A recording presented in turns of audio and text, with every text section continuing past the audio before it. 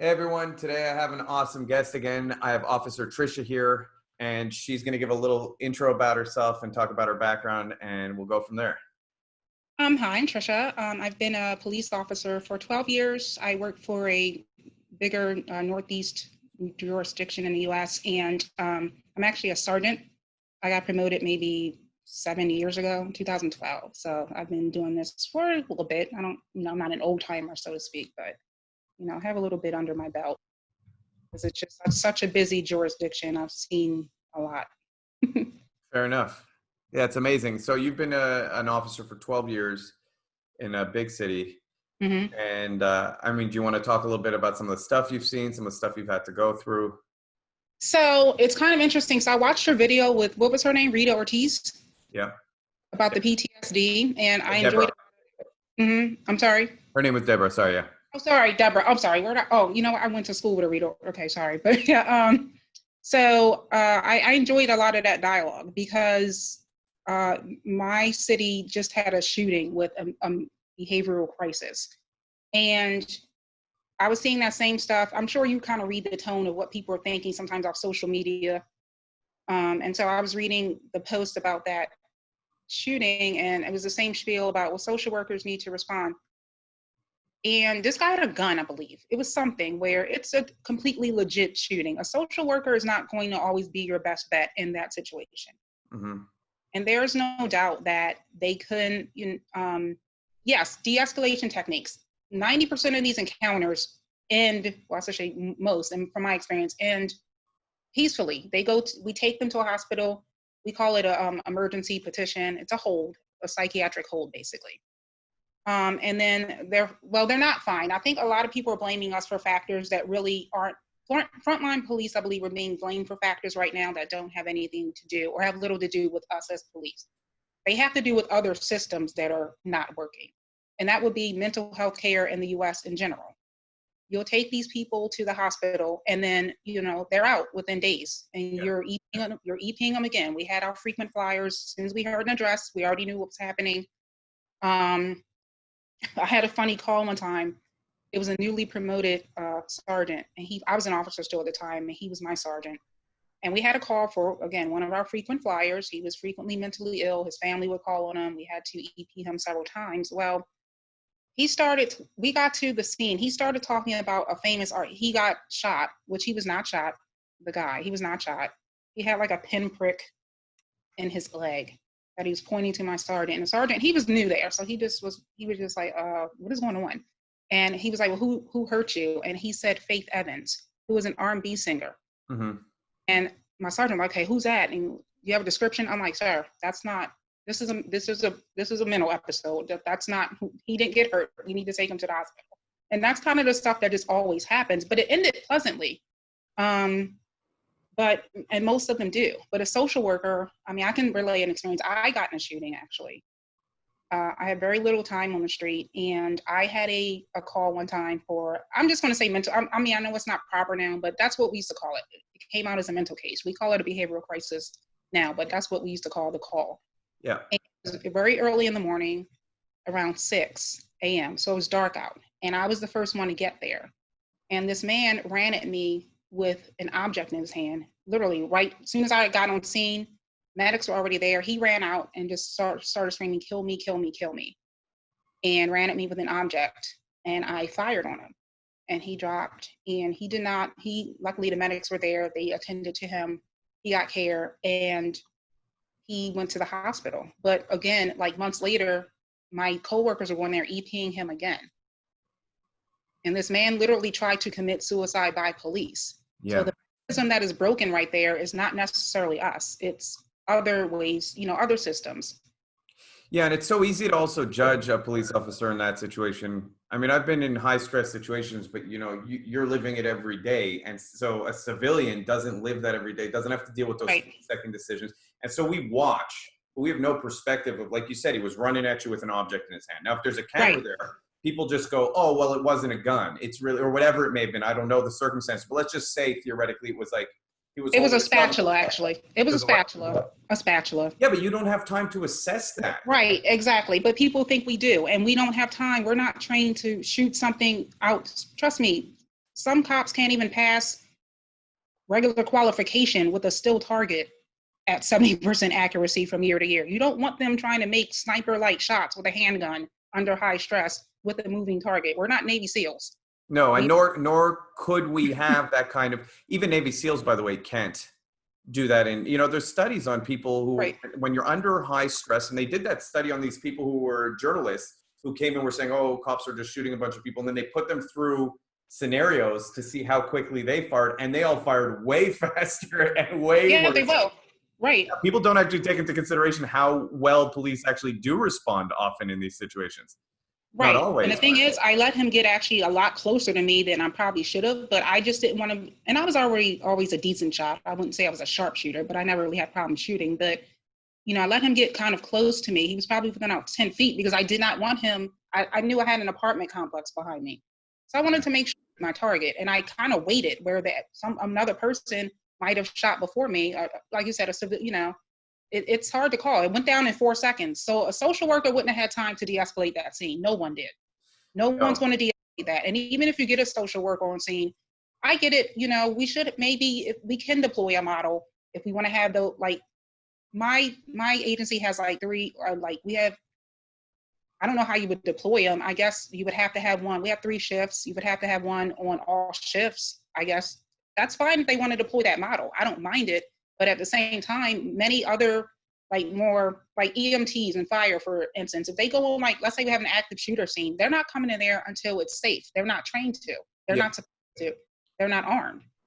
So, no, I know it's a lot of the time people are living in this fantasy world where everything can be de-escalated and there's no, right. If someone has mental health issues, it means they're not violent. It means they're not a threat. It's no, more often than not, it means they are a threat. It means they are violent. That's what they you see are a lot of the times in these situations. Right. I'm going to jump right into it because there's okay. talking about this previously about and kind of how your background, you're Black, you're female. There's a lot of rhetoric nowadays. It's white male cop kills, white male, and kind of painting this picture. All cops are white males. And I don't know if you wanted to talk about your experiences in the force, going in, what you expected, and kind of if you've seen any of that stuff go on, that kind of racism and. So I can't really say I've seen, honestly, I've not seen overt. But I know racism doesn't have to be overt. I've never seen a cop call anyone a racial slur. I've never seen it. I'm not saying it doesn't happen. Yeah. I've never personally witnessed it. What I've witnessed really with some of the cops I've worked with who are Caucasian is kind of a culture shock. And that's really, we get a lot of people that come from other jurisdictions or other states where it's harder to get on. So they kind of use my agency as a stepping stone. And so a lot of them are college graduates now. We are turning more educated as policing. It's typically been a blue collar profession, but it's not becoming white collar. But degree and education are becoming more valued where it historically hasn't been. And people are seeing it as a viable career out of college. But so we're getting people that are from smaller towns and maybe more homogenous looking racially areas, Caucasian.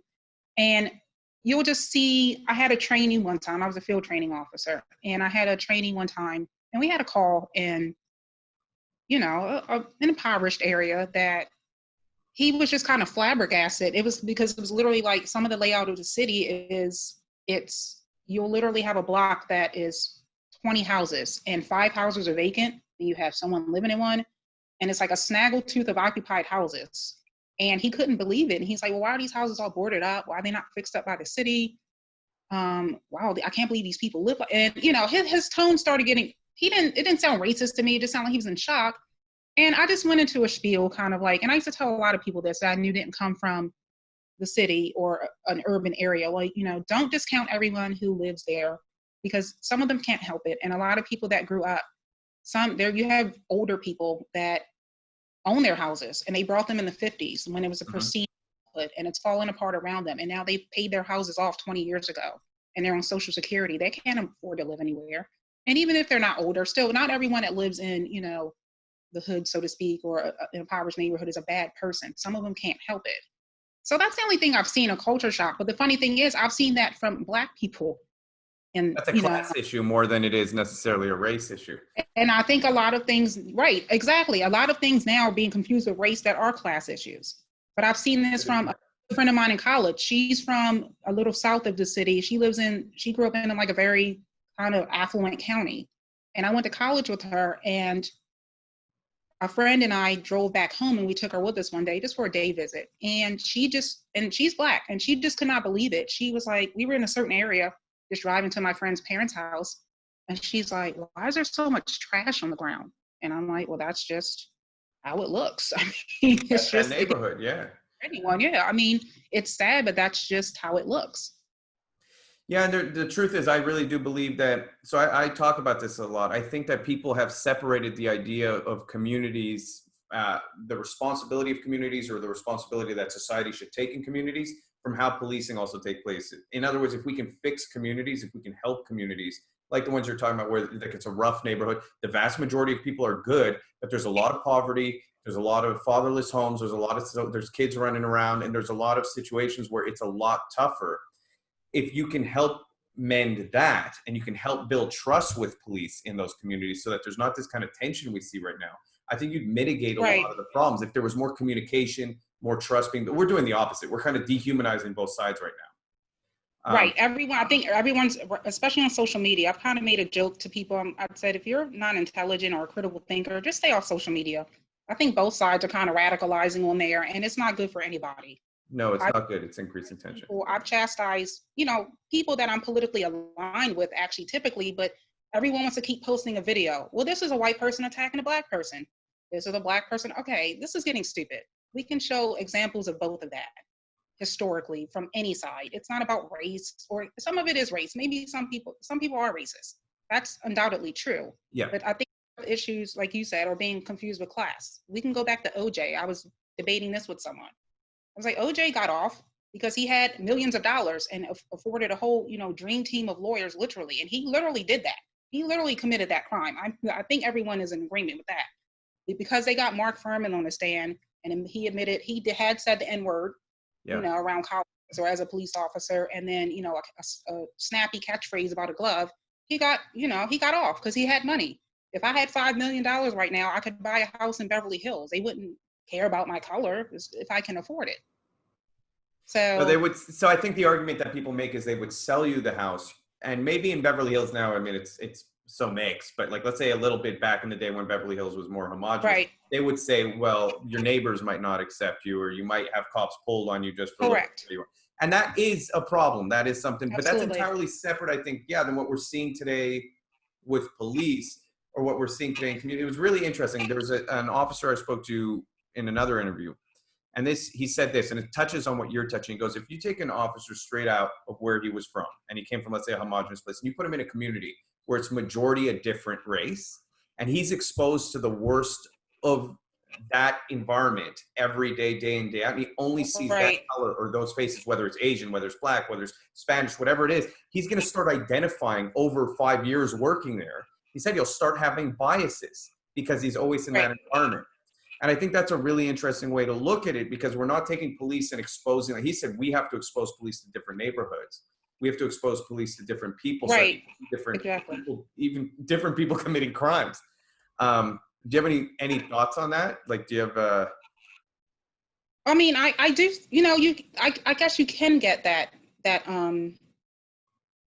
type of bias, because we see the city I work in happens to have different pockets of different neighborhoods. It is a weirdly kind of segregated city in some ways, but I guess a lot of the precincts there have like, I would say they have a good mix. We have a couple that are just all of kind of one thing, but in general, yeah, you are seeing the worst of worst, because all we're doing is going to people, and it could be a shooting, a stabbing, which is, high, really hot call, or it can be someone who, larceny from auto report, and you don't take it, and then they want to yell at you. So all you're doing is saying, yeah, the worst of the worst. And I think it turns you against people in general, though. Yeah. So I'll say, I don't know if it's just racial. I think it's more like, people just naturally, because that's all you're doing is going to like basically the worst day of people's lives. And like I said, it can be something innocuous. Someone breaks into your car, it is important. I'm not trying to discount it. So I place it up there with getting shot. No, but of course, this might be the worst thing that's ever happened to them, and that's fair. I mean, that's kind of good. But at the same time, they're exasperated.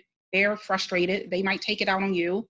They might be sad, and you have to deal with that. And so you are just seeing people who typically, yeah, poor behaved actors in these communities. Yeah, it could maybe turn maybe more of an implicit bias. Maybe it's not explicit. Like I said, I've gotten along with all coworkers. I've never had a problem. But again, I'm not annoying them or so. You know what I mean? Like what you Yeah. just said. So I mean, it's really, can I ask you a question? If you're not comfortable answering, then don't answer, but what do you think about Black Lives Matter, the movement specifically, and kind of what we see today? Black Lives Matter. I mean, I think that they are, I'm just, I think the movement is positive. I think that they're getting caught up in a lot of more negativity that's turning people, or maybe turning people against them. It's kind of like how in the whole aftermath of George Floyd, you were one of the few, like, with your corporation that kind of stood up for police, while everyone else, I couldn't even go to a site and pay my bills. It's something that never has to, I just want to pay my credit card bill. I don't need to know your politics. I'll have a banner up. We just want to let you know Black Lives Matter. And again, that just plays into capitalism. These corporations, they don't care about Black Lives Matter. They never cared about it before. They want to make money. That is capitalism. That is the person who you need to be scared of, the person that wants to make money off of you. Because that's all, that's what you need to fear. That's kind of like, and I'm not against capitalism. I love it. It inspires creativity in society. And if you can sell something or make money, fine. But, they're just politicizing it. I was just so tired of the Twitter announcements, the random ones. You would hear from random companies like you've never even heard of, and they wanted just to let you know their stance. And I was just like, oh my goodness. So I think we can all agree as a concept that Black lives do matter. I don't know someone who does not really agree with that. The movement, no, with their whole defund the police and abolish them, like you said, well, who's going to take care of these communities? Because so there was a book that I actually thought of. It's called Evicted, and it's written by a guy named, I think, Matthew Desmond. He's a social scientist, like professor at Harvard, I believe. And it's about the Milwaukee low income housing scene. And pretty much it talks about how, like, the cycle of eviction. You have a single mother who, she has like some, low paying job, and she's struggling. Like one woman only had $78 left after her monthly rent to spend for this. That's per month. Mm-hmm. And about how once you get evicted once, it becomes harder for you. So basically, you're getting evicted, so you have that on your record now, and then you have to rush to get housing. So you're more likely to go live basically somewhere a lot worse. Mm-hmm. And he followed around and interviewed. It was like several families and people, and several of the two landlords in particular. And one was a white guy, one was a Black woman, and they were both slumlords. Honestly, she was a slumlord. And it became like this kind of like stalemate situation where she would rent out properties that were not up to code by any means. And if people would complain, they might be behind in their rent, and then she would evict them for it. So it was kind of like this look the other way kind of thing, where you don't tell me I won't evict you. But that becomes this was a Black woman she did that to. So we're so cohesive. Just because someone's Black doesn't mean they're your friend or they have your best interest at heart. All she cared about was money. And it also played into how, like you said, about communities. So when you have high rates of eviction in communities, that's how they start becoming destabilized, because people take care of communities when they feel a sense of ownership and a sense of cohesiveness there. And when they don't, that's when they start accepting kind of crime, which you see that in kind of like Black Lives Matter. We looked away on this when someone in Chicago got everyone shot up July 4th weekend, but then every time a man kills a police officer, then it's a white police officer kills a Black person. And George Floyd was horrible. I don't know one cop that I've talked to that condoned that from the get-go. No, absolutely not. I can't explain what happened there. That'll have to work its way out in court, and I hope they do get justice.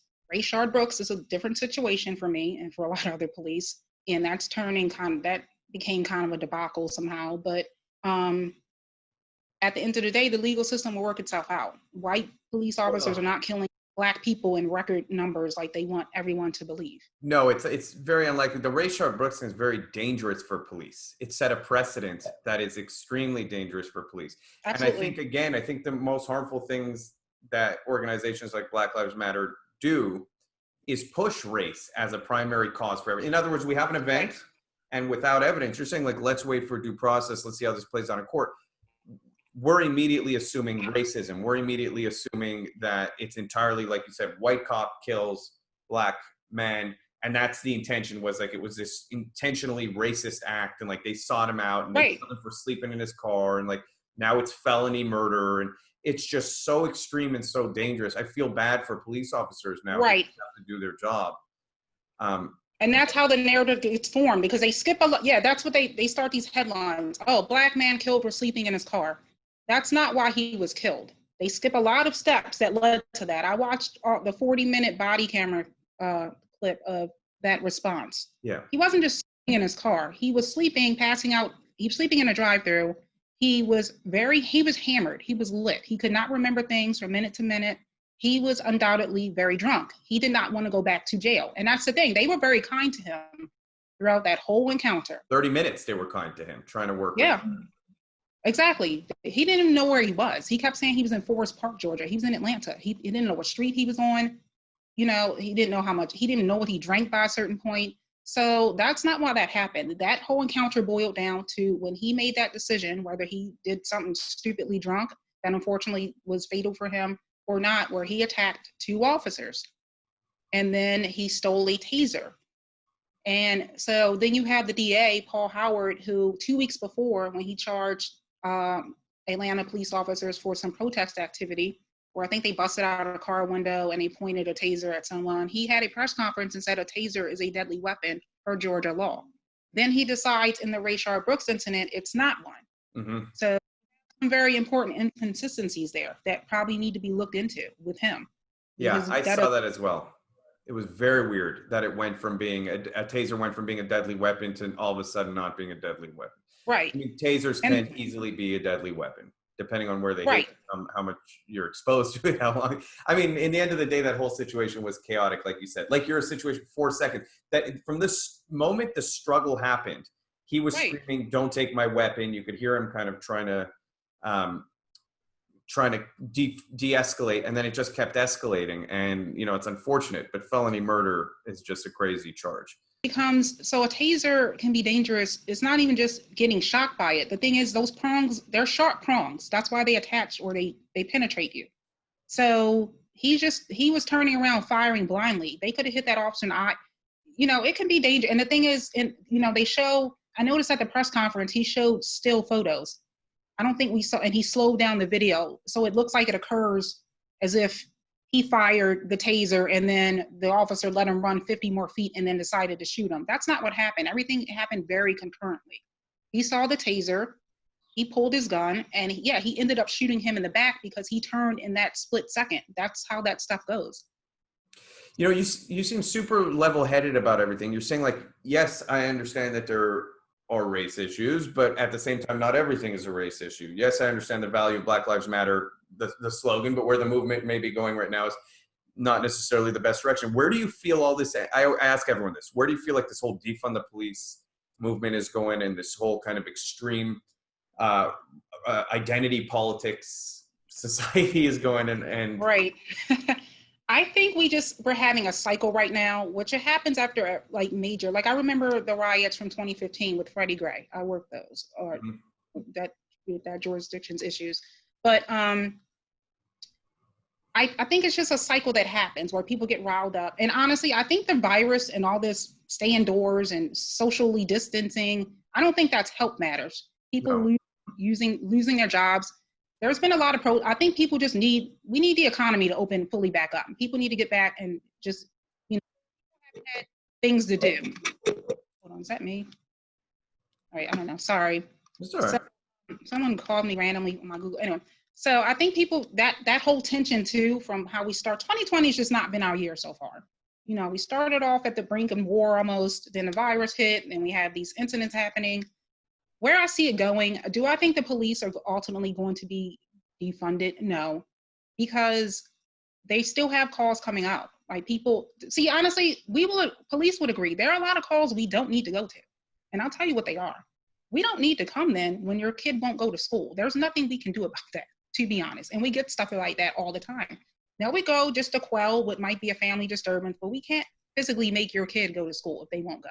That's a parenting issue. It's not about defunding. Can we redistribute resources? Sure. But I see all this stuff about, well, LA is going to redistribute 150 million. Well, what are you redistributing it to? And how are you going to measure the outcome of whether this stuff is working? Like, what visual results are we going to redistribute? And that's why I talked about that book, because again, I think this is a system where housing is a very big problem, and having housing for people that can't afford it. It does play into maybe patterns of crime when, children, and that's addressed in the book, they're living in an unstable environment. So they're not doing well in school because they're not sleeping, they're not eating, they're living, they're hearing gunshots outside their window, they're scared, they're, anxious. So I guess this is something that's probably, these systems are going to take decades to change and see results from, to be honest, because it took us decades to get here. And I agree with you earlier. I meant to say that about, there are past issues and generations up that have contributed to people's frustrations today. Redlining, that was a thing, yes. Yeah. Projects, things like that, Jim Crow, that has contributed to where I think, and I do think that too, it's the virus, but it's also a general frustration that people have with their stations in life. And they're just looking for an outlet to blame. And yeah, they can honestly blame those things. But then I have to look at myself as a Black woman. And I didn't grow up in prestigious circumstances by any means. I didn't grow up destitute, but I was raised by a single mom. My dad wasn't an absentee dad, but they weren't married. I grew up in an inner city, and I don't want to say well, if I can do it, you can too, because I think that's kind of more simplifying the issue, and it's kind of insensitive to say, because again, I didn't grow up hungry. I didn't grow up, with, even a single mom. She wasn't, didn't have different men coming in and out, you got to, and all this and that, an unstable environment, doing drugs. I didn't grow up like that. So while I can see how that can affect someone, but also I went, I don't know, I just grew up reading, and I went to school, and I paid student loans to go to college, and maybe we can look at that factor. Because no, I mean, like, look, my wife, she's Dominican from the Bronx. She did grow up in that kind of environment, the one you're talking about, surrounded by drugs, surrounded by abuse. And she decided that she's not going to accept it. She never took a penny from the government. She got a scholarship to school. She worked real hard. She got an education. She paid off her debt. She started buying property young, when it was more affordable. I mean, there are ways out. The problem is that I think there's two factors to what you're talking about. There's the factor of, like, yes, there's generational effects, redlining. I mean, we can help solve some of that stuff with school choice, which it seems like a lot of politicians are against, right? You can start opening up and getting people in better schools. It's just interesting to me also the effects that someone's own psychology may hold over them, because I see it in friends of mine who say, I can't succeed because of, let's say, the color of my skin, or I can't succeed because of this. And I'm like, well, now you're never going to have a chance to succeed. Like, if you're a self-fulfilling prophecy, yeah. Yeah. And that's the worst thing that people can have. And that's kind of one of the messages I feel we're going into in society, where we're convincing people that even if we put work into it, and even if we try and fix it, that's it. Too bad. Sorry. This society is just so systemically racist that you will never have an opportunity. And it's interesting. So I'm reading a book, a fiction book, actually. I read a lot. So I try to apply, it's called Pachinko. And it's actually, it's a fiction book about pretty much Japan's colonialization of Korea during like the era before World War II. And so you have two brothers who are Korean. And one brother, the older one, they're like 4 years apart. He decided early on, he was good in school. And even though the kids were teasing him, the Japanese kids were nasty to him because he was Korean, he actually ended up being very good in school. And he decided, basically, I'm smarter than you. So to hell with you, I'm gonna be smarter than all y'all. I'm gonna go to college. I want to study literature. He decided that early on, and that's how he dealt with that. The other brother goes in the opposite direction, and he becomes violent because he wasn't good in school. So he didn't have that going for him, but he had brawn going for him. And so when the kids would step to him, he got to knocking them out. And that's what he decided. And he made an interesting comment, because again, it's kind of very, very similar, or can be comparable to, because the Japanese did that to the Koreans. They redlined them. They said, we're only letting you live in the slums. And so he said, they call me dirty at school and say I have lice because you're forcing me to live there. And then you call me an animal. So if you want to call me an animal, I'm going to act like an animal. And I think that is very kind of comparable to what you were just saying and how people react to these things, like your wife. So she decided, she had the older brother's attitude. I'm going to succeed. I grew up in lesser, wanted circumstances, but I'm going to fight against that by being successful. Whereas some people do react with violence. That does contribute to the culture of crime. They do. So you can see frustration from both ends. I just thought that was a very poignant kind of point made in the book that I can see kind of in people's reactions today.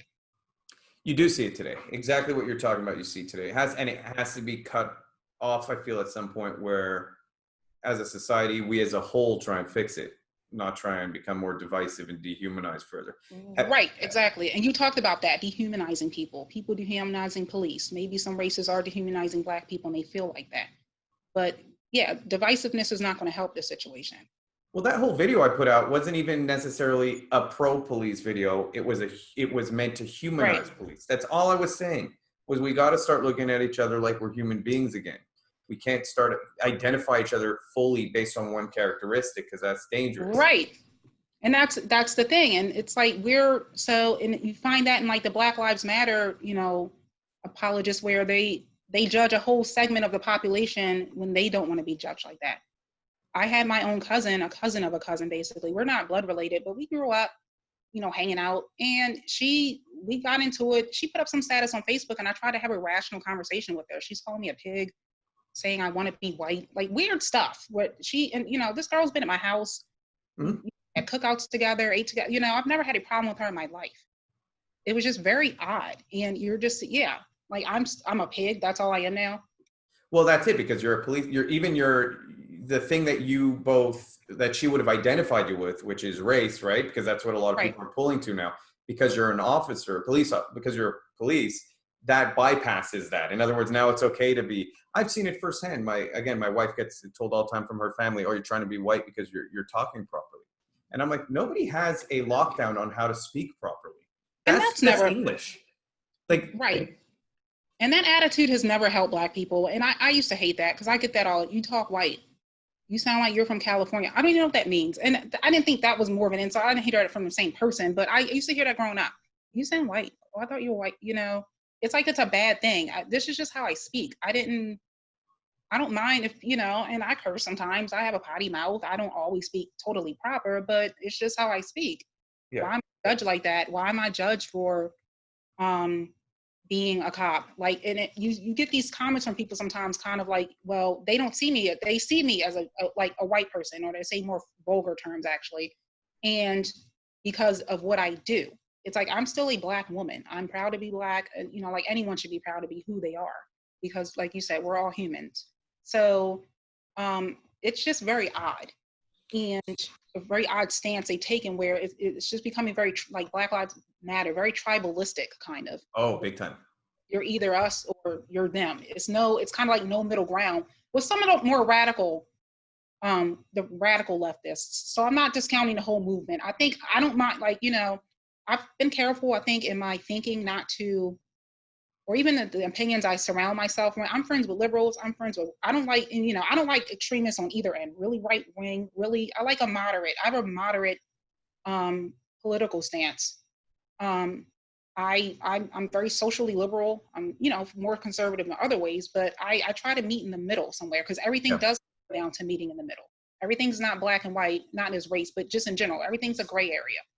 So there's on both sides we can take, but I like to surround myself with liberal opinions sometimes. I don't like to create an echo chamber of just people that think the way I think, because it's not helping.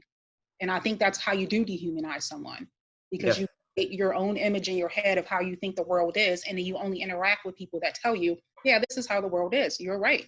So that's not helping anything. No, in fact, it enforces just your way of thinking. You become more aggressive toward people who disagree because you're not used to. I think that's what most people who are rational are calling for, just diversity of thought, diversity of opinion, and having dialogue. And it seems like we're going in the opposite direction. Can you expand further? Do you mind me asking more about you know, you said that this friend had been saying things to you. Have you been experiencing that more? You said, like, I'm a Black woman, I'm also a police officer, and sometimes people will disregard my identity just because I'm a police officer. Is there a kind of a conflict that you have with anyone in regards to Um, that? and besides her, I haven't had. I got into it with another cousin, but we made up because tensions were just high around, a couple weeks ago. I've just all I've seen it is just online, where I've only seen it in terms of if I online, even if they know I don't advertise online. I'm police. I never have, like on my social media, but I don't shy away from it. People know, but um, I'll comment on a news site and it'll be an opinion that doesn't go with the liberal Black opinion, and then they'll call me, the famous Uncle Tom. Oh yeah, you're an Oreo, something weird, and I'm like, why can't I just have a divert? Like, why can't I just not agree with you? Mm-hmm. Just like police officers. I don't know what the one in Minneapolis was thinking. We don't all have mental telepathy with each other. I don't have mental telepathy with other Black people. That's not how people work. Yeah. Why can't I have a thought that doesn't agree with you? Because I don't think radicalized. I don't boil everything down there. I think race, and I've called it this, I think race has become the new the common dumbest denominator. Whereas it's so easy, like you said, to say, oh, this is racially motivated. We don't even know if Minneapolis was. I don't know what that was. It could have been, who knows? Maybe he's just a psycho. I don't know. Did he do it specifically because he's Black? No. Did he probably have little respect for him for whatever reason? Yes, that's true. So, everything's just boiled down to that. Well, you're white, you're racist, and everyone that's white is not a racist. We actually literally could not have, gotten rid of Jim Crow without white people. We couldn't. They're the majority. Yeah. Decades back. We could not have made these moves without them. So everyone's not a racist.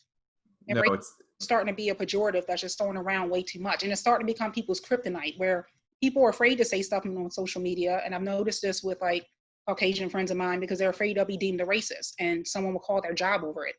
And they'll, because that's starting to be a thing. This cancel.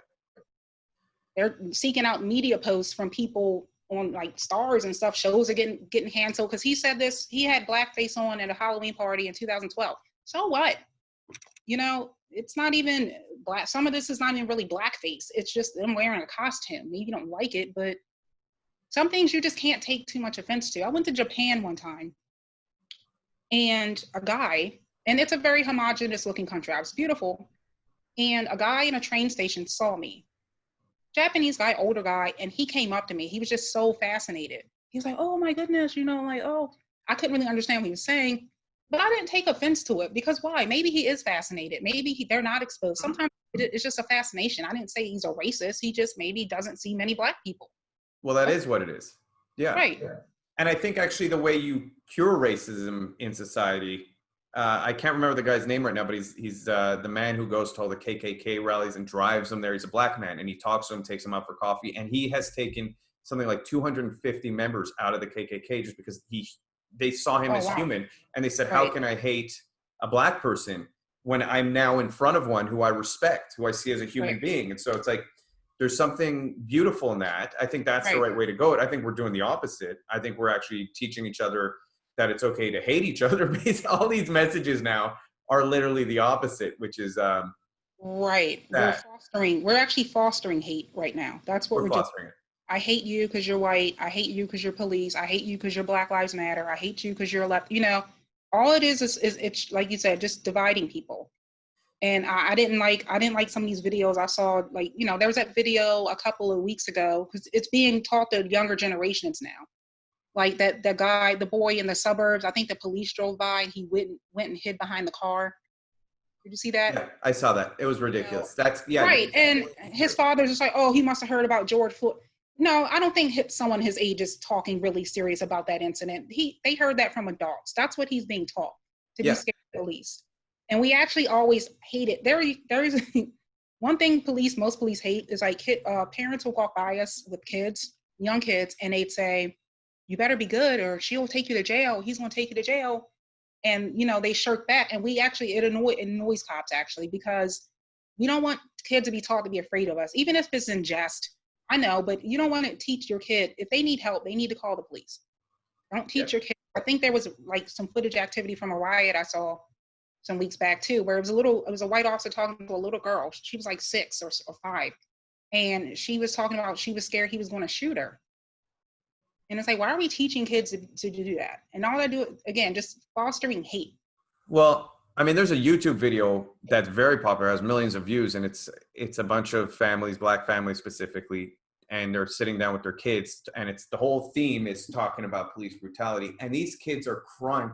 I don't want a police officer to shoot my brother, and like crying. This is like a 6-year-old girl. I'm like, man, what are you teaching this girl? She's gonna grow up to believe that police are out to kill her, but you see that a lot of my friends believe that. And they believe it's happening on a mass scale. Like you said, it's not happening on a mass scale. It's just that these situations where it does happen get so politicized, get so much media attention that it becomes the mainstream narrative where you believe this is happening every day. It's not. Right. The media has been making this narrative for years. In several years, I would take screenshots sometimes because particularly one particular news source that starts with C, whenever the only time they delineate race is when it's a white person shoots black man, white officer shoots black man. So you already knew when the headline didn't mention race, then it wasn't their narrative, because how they will play it up. And they wouldn't say what happened. It's just white officer shoots black man. Like that's the first piece of information they would get to publish in this article.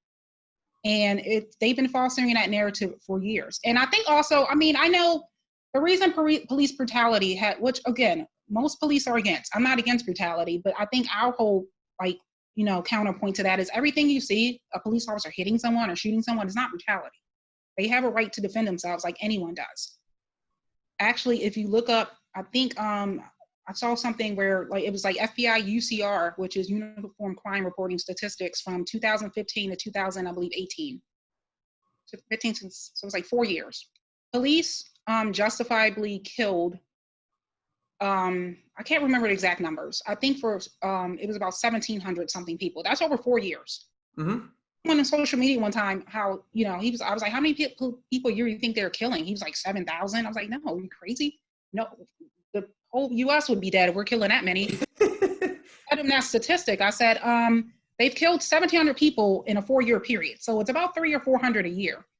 So, but when you look up for citizens, because they keep those too, it was only 360 less over that period. So police aren't killing justifiably even that much more if you think about the fact that they're actually answering calls and going to dangerous situations a lot more than the average citizen. That's not really statistically significant to me. Now, of course, that doesn't account for, of course, police hitting people, uses of force, general stuff that the FBI doesn't track for citizens or anything. But everyone has the right to defend themselves. Everything's not brutality. Hurting someone never looks good, whether it's police or justified or not. It never looks good. It's always going to look bad when you punch someone. But, we're not going around in these record numbers just shooting everyone. Most police I know probably could have shot way more than they have. They didn't pull the trigger at the last second for whatever reason. Everything worked out. But I don't think, police aren't just trigger happy on every call, jumping out, even on a mental case with their gun out, because that does escalate a situation to a certain extent. Mm-hmm. We can recognize that. It does. It's going to make someone else tense. And, and then basically you have nowhere to go from that point once you draw your gun.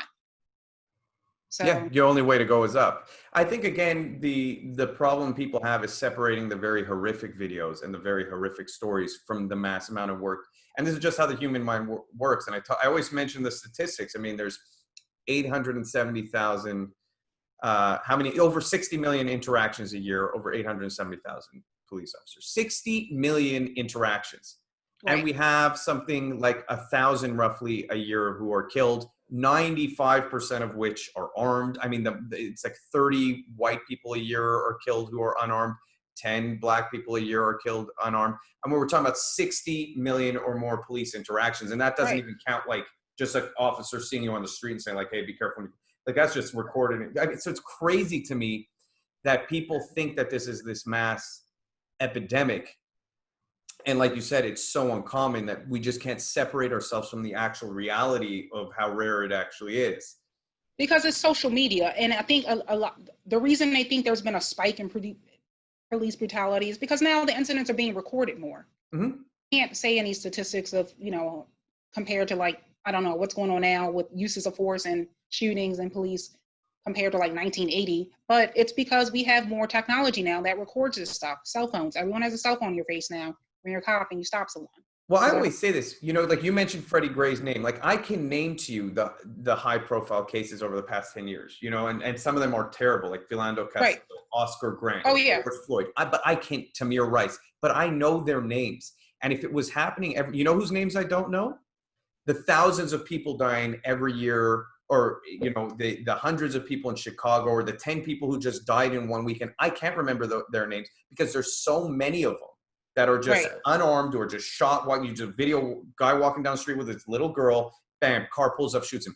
I don't know his name. New York. I don't know all these other people's names because it's so common. The reason I know the names of the high profile police cases is because they're so uncommon. And that's something that people That's don't. That's a good point. Yeah, and it's sad that's like, so yeah, it's horrific. Like, because I actually went through a phase where I was really had a negative view of police too.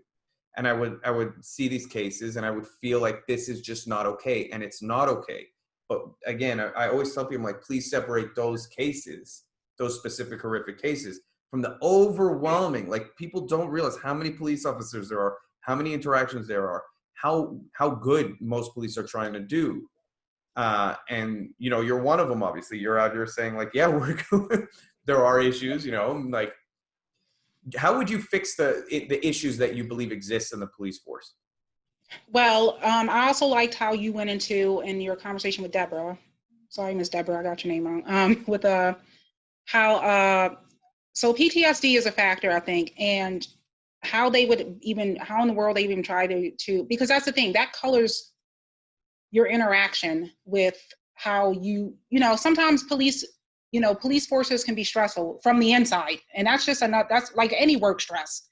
Like even if you worked at McDonald's or Jiffy Lube or I don't know, Forbes magazine or anyone, every job has stressors. But but then we actually but we're going out in kind of like dangerous situations too, and basically doing customer service, but also we're in danger. So that can be a different dynamic, and then maybe that does make police react to people sometimes where they're stressed out because they have an internal affairs number for some dumb reason. Now they have to worry about that. Am I going to get in trouble? Are they going to dock my paycheck?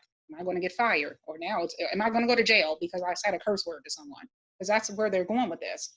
Or you just have different stressors with it's I mean, I can say from a woman, policing it's still very male dominated. Do I feel like I'm overtly discriminate bias against because I'm biased against because I'm female? No.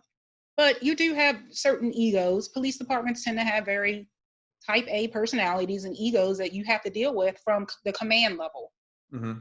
The frontline officers and like basically your officers, your corporals and sergeants, they tend to be kind of like the rank and file tends to be kind of closely bonded because they kind of everything rolls downhill. So like I said, it's a matter of blaming. We're getting blamed for things, so decisions actually that are made by some of these Democratic politicians on the low. Well, this person or city councilman, this person called me. I need you to, go take care of this neighborhood because they're breaking into cars. I'm getting these complaints. That all rolls downhill, and then we get blamed for it when we go out and execute what they want us to do. Mm-hmm. Go identify people, go stop people, clear this corner, do that, and so some of the issues we can fix is just, I believe it, it has to come from, well, I guess looking out for issues, like having a more holistic approach, I guess, because you have officers that have, again, you mentioned suicides, but a lot of officers aren't just committing them, they're doing it on duty, which is an odd thing to do. It's an odd thing to do in general, but like, they'll go to work and then they won't answer the radio and they found they shot themselves to death. That's happened several times.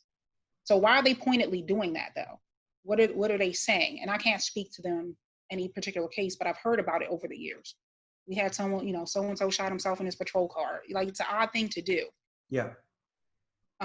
Maybe they have families at home. They don't want them to find the body, but it's still a very, very sad thing. And I just think we need more departments. I mean, I guess I would say in a roundabout way, departments there are some improvements that can be made in terms of the way they treat officers, you know. And yeah, there's certain things we signed up for: working long hours, holidays and weekends. You're not going to have a life, or you'll just have to work around that.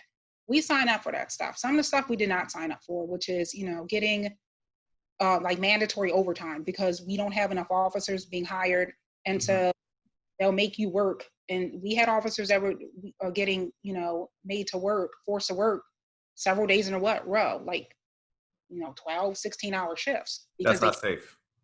It's not. In recent years, and this has only become very recent because DOJ has been crawling around different departments where they've upped their policies, but still a lot of stuff is done on the low because everything can be kind of gotten out of if it's an operational need or something. So it's not safe, but it's because attrition is very challenging for departments. It's only going to get worse from here. I suspect that. I don't think a lot of officers are going to stick around. And I think departments are only going to get worse because they're going to become very young, and you're not going to have that mentorship. Because a lot of older officers, you know, that are on the brink of retiring, they're just going to retire now. They are. They're retiring at record. Right. Why wouldn't they? Yeah. That's what the whole defund the policing. You said, like, I don't think the police will end up being defunded. I actually worry that they don't need to be. I worry that it's going to get so bad, like you're saying, that what's happening right now is just going to continue happening, which is police stepping down. People don't want to become police officers anymore. I mean, you guys literally get spit on the street sometimes and stuff like that from people. I hope you haven't experienced that just walking down the street. I haven't gotten spitting on. I mean, I've gotten yelled, you know, I've gotten the standard stuff, especially during like crowd control situations. I've not been, but I know it's happened. Yeah. So why would anyone become officers that have been shot in the head for no reason? And, you know, that was, I remember that after, was that after Freddie? There was after some incident. The two officers in New York, they were just sitting in their car. And they just boom, boom. Right. Just killed them because he had said on social media, he's going to kill some pigs. Yep. So I think, you know, if stuff like that, no one wants to take that chance. Again, you know, to rationalize and be level-headed, it has a low chance of happening. But of course, no one wants to be that officer in that position where someone I've never interacted with comes up to me and shoots me in the head because I have on a blue or black or gray, whatever, green uniform. You know what I would like to tell all the people who hate police so much and think it's like, oh, well, they signed up for this job and they go on. If you could put on, never mind actually do the job and answer the tough calls, just put on the outfit for a day and walk down a rough neighborhood and see how tough you are and see how non-reactive you are and see what police officers have to go through. That's not even answering the shooting. That's not even answering all these dangerous situations. They still wouldn't have the balls to do it because they know deep down how rough it is right now for police and how we're destroying the police. I really believe that's their intention. Like, so they're hypocrites. Because it's so rough for police officers right now that I know I wouldn't want to put on a badge and walk down the street and just be seen wearing it because I'd be scared that someone might literally come up and attack. Right. But at the end of the day, you do, I mean, just to temper that, yeah, there is a lot of that, but there is a lot of thank you, officer. Thanks for keeping, you know, from all walks of life, you know. Thank God. I've even had, you know, and that's the thing. I went out the other day and I think part of what this divisiveness has to be cured with just talking to people normally, like not on social media where everyone can be a keyboard warrior and fire off some snarky comment because they don't like what you said. I went out to like a restaurant the other day. It was or last week with a girlfriend of mine. And I just happened to see this black guy and, you know, I had like 2 drinks or whatever, but I was like, yeah, you know, I'm a cop and da-da-da-da-da. And he was like, oh, you know, I do believe in Black Lives Matter, but I do like police too. And that's where you have to get to. It seems like what Black Lives Matter is kind of getting at is like, well, if you're not, you either have to believe everything they believe or you're just against them. It's like you can't just be for Black Lives Mattering and against police brutality. You also have to think it's okay if, you know, a cop gets shot and killed because he's a cop. Yeah. And even, you know, the non-nuclear family or whatever they have. That is crazy to me, that stuff. Yeah. That, I mean, you have to believe everything they believe. You can't just say, well, I can't take bits and pieces of it or else they think I'm against them. I'm not. Why would I be? I'm Black. So, I mean, of course your lives matter, but I think it's also a matter of, you know, I guess if you say all lives, of course, well, that's true too. But, you know, everyone's, you know, we're all here together. Yeah. And I know it's crazy how you have to be so careful not to say what you were about to say. Right. Yeah. All right. Exactly. I don't, right. Yeah. I don't want to say that because, yeah. Anyway. But even that just shows how weird we've become as a society, because that's like a totally rational statement, but it's like a divisive one nowadays. I mean, look, I understand the reason why people don't want people to say all lives matter, because it distracts from what Right. Black Lives Matter is trying to say. But I think that people get a little crazy also when someone's like, I don't know, I was on LinkedIn and I just saw this woman who, because there was this interracial couple got married, and the guy's like, this is my Black Lives Matter story. I love my wife. I have 3 black beautiful babies. And he's like, I'm a white man and I love my family. And I'm like, okay, that's wonderful. I said, all love is beautiful. That's all I said. I'm like, I don't even care really about race. Right. This woman came on. She's like, that's so beautiful. All lives are beautiful. All lives matter so much. She wasn't even relating it to anything. She was just this older woman. I could tell she didn't even know that it's, Right. man, she got ripped on, like hundreds of comments, people telling her she's racist. She didn't even understand what she said. See, and that's the, you know, all these weird terms started coming out last couple weeks ago, white silence. So now it's like, you can't even just be an innocent old lady. Maybe you're politically neutral. Maybe you don't care about any of this. You just want to mind your business and live your life. We're just getting, like you said, getting too caught up in, again, yeah, like I just did, have to tiptoe around this minefield of what can I say, what can I not say? Yeah. What will someone be racist for or not? You know, like, what if someone is a racist? I don't care. I just don't interact with them. KKK, do your marches. Go do your thing. They're stupid. So I don't care about them. I don't, you know, I'm not condoning it, but go ahead. But they're not a majority of society. And honestly, they have I always tell people, like, they have a right to go be racist assholes. Excuse my language. Like, I don't want anything to do with them. No, I will speak out against them. I will call them racist. I will try and fight their narratives. But I'm not going to go start like saying that it's okay to be violent toward them, because that the truth is it's not. Like, we do have freedom of speech and someone does have a right to be a racist douchebag, unfortunately. Yeah. But I respect that fundamental right is what I respect. Yeah, they do. Opinion. Oh, I agree with you that, yeah, everyone has a right to be, like you said, a racist douchebag if they want to. I think that's prejudice. Where racism really is if they have a power over you, you know? So if they can, I guess, stop me from getting a job, yeah, that's when it becomes problematic. And even that can be hard to prove. But I'm not saying that stuff hasn't happened. It's like, we went back to, I can't really control that. So I don't worry about it, because maybe someone doesn't like me because they think I'm a bitch. I don't know. I can't control that either. So why worry about it? It's when you start hurting people because of these beliefs, like hate crimes and things like that, yeah, of course. Yeah. I agree fully. Well, this has been super, super awesome. Thank you so much for coming on. We spent an hour in the end, so I'm going to try and... Sorry. Uh-oh, sorry. Thank you for watching. If you liked the video, please like and subscribe.